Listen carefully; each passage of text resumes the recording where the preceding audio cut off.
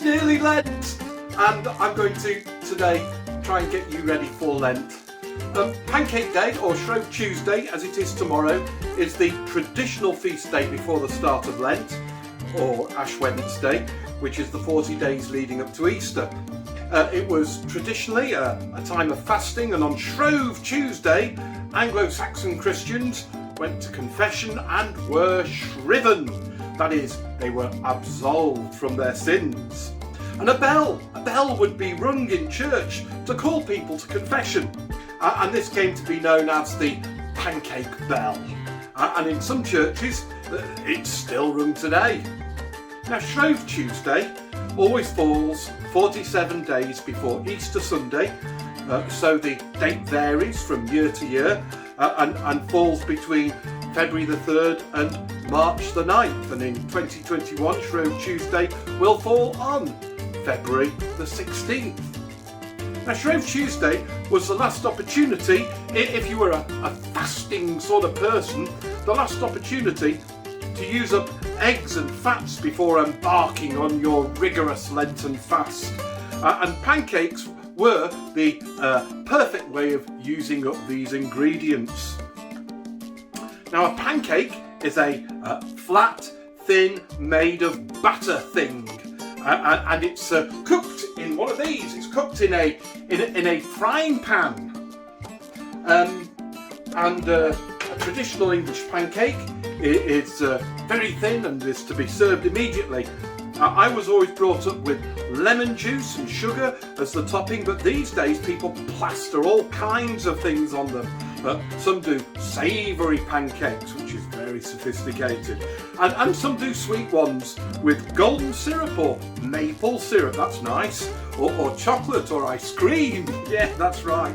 But I have to admit, I prefer the lemon and sugar. That's the thing that I like. Now, the pancake has a very long history and is featured in cookery books as far back as 1439, would you believe? And the tradition of tossing them or flipping them is almost as old. Now, here we have the ingredients for our pancake today. Must make sure I don't cut my notes. The ingredients are, here we go, 300 mils of milk and 100 grams of flour. Oh, I'm sorry, I'm doing it in this metric rubbish, aren't I? When it should be really pounds and ounces and quarts and stuff like that. But here we are. I got it from the BBC, so it's got to be right. So 300 grams of flour, 2 eggs, and a pinch of salt. There we go, pinch of salt. And what you do is you mix them all together. So we're going to put in, first of all, let's see, the milk. There it goes. 300 mils of milk. We're going to shove in salt. There we are, a little pinch of salt. And then we're going to crack in the 2 eggs. 1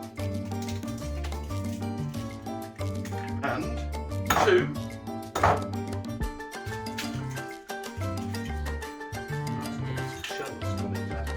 Well, it'll make it crunchy, won't it? And then the 100 grams of flour. All in. Let's get rid of that stuff. Now, did you know that all those ingredients have a symbolic meaning? The eggs, all to do with creation, apparently. The flour, it's the staff of life. The salt, it's to do with wholesomeness. And milk, purity. Please, none of this racist stuff about, oh, it's white, it's pure, it's black, it's not. No. Not doing any of that today. But that is traditionally what it's meant to signify.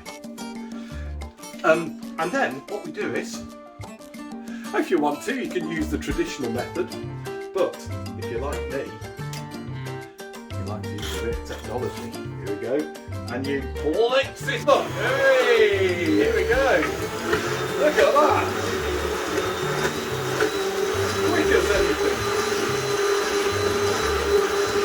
give it a good mix.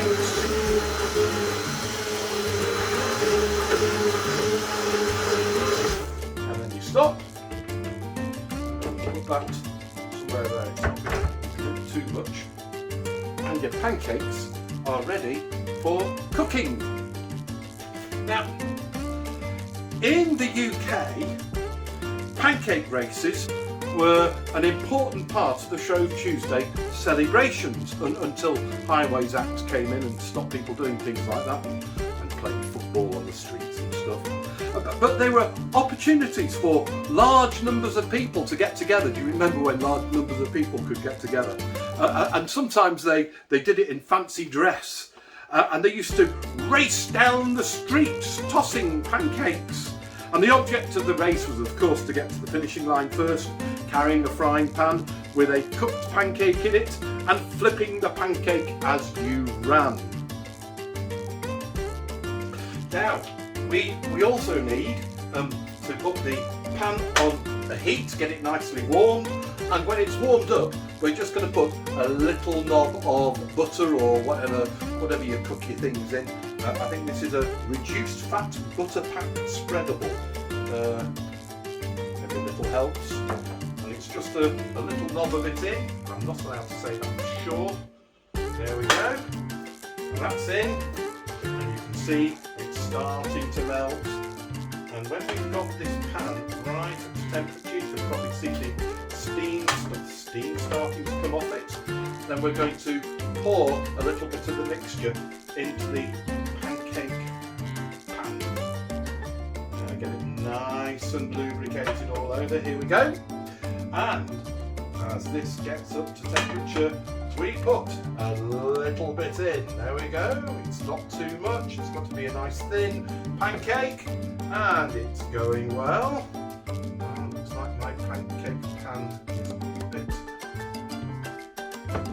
It's got some raised bits in the centre, so it's not. I think it's due for replacement. But there, it's now cooking. The most famous pancake race takes place in Olney in Buckinghamshire, and according to tradition, in 1445, a woman of Olney heard the shriving bell when she was making pancakes and ran to the church in her apron. This is how it came about.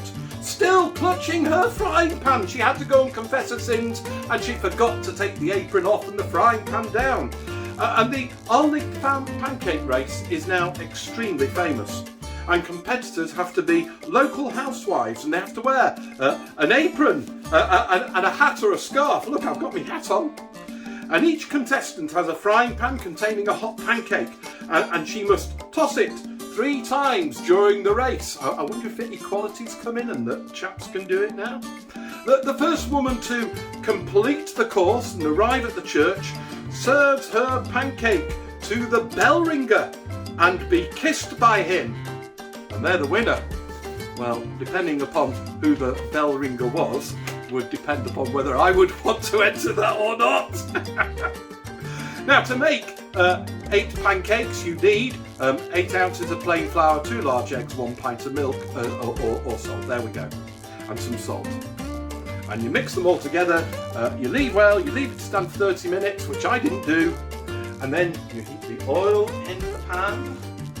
Then you put the pancake mixture in, and you let it cook until it has browned. So the pancake's cooking, and we're about to try and turn it over now. Loosen the edges with a spatula or the fish slice, or whatever you call this thing. And then what we're going to do is going to see if we can toss it. Here we go. 1, 2, 3. Oh, crash landed.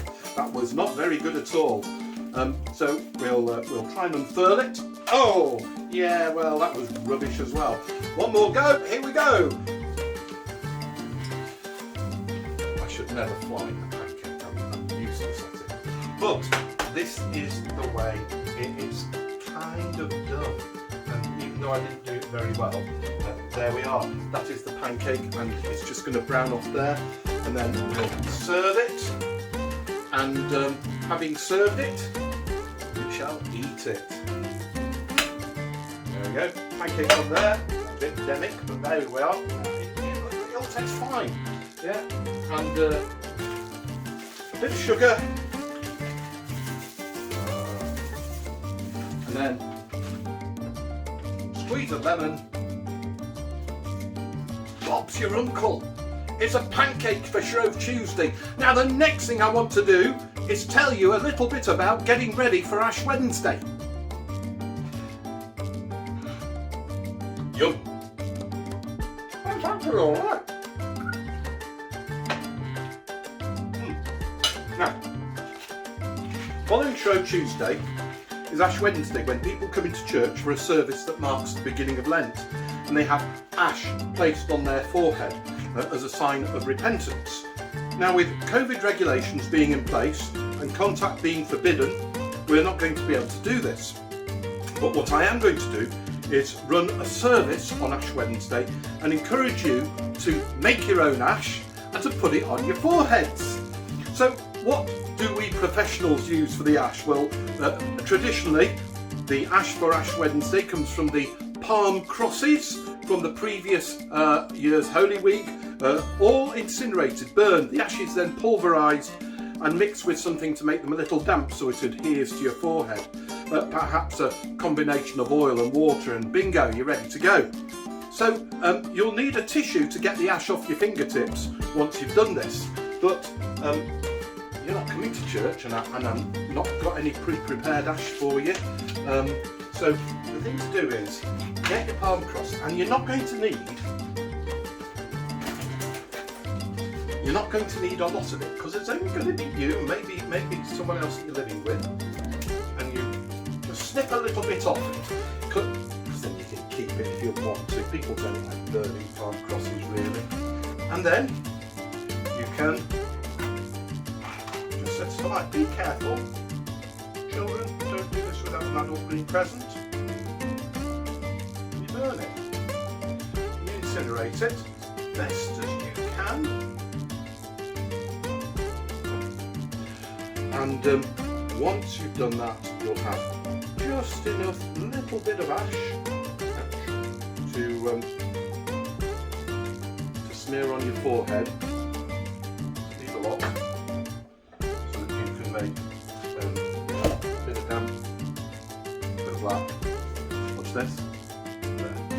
Just a black crossy smudge on your forehead, and that'll do it. So you only need a little bit. You don't need to have a towering inferno of palm crosses like I've seen some people do. You just need a little bit of the palm cross, and that should do it. And I want to encourage you, as I'm going to be running an Ash Wednesday service on Ash Wednesday, to have that ready with you. All right? So enjoy your preparations for Lent, and goodbye, God bless you, see you soon.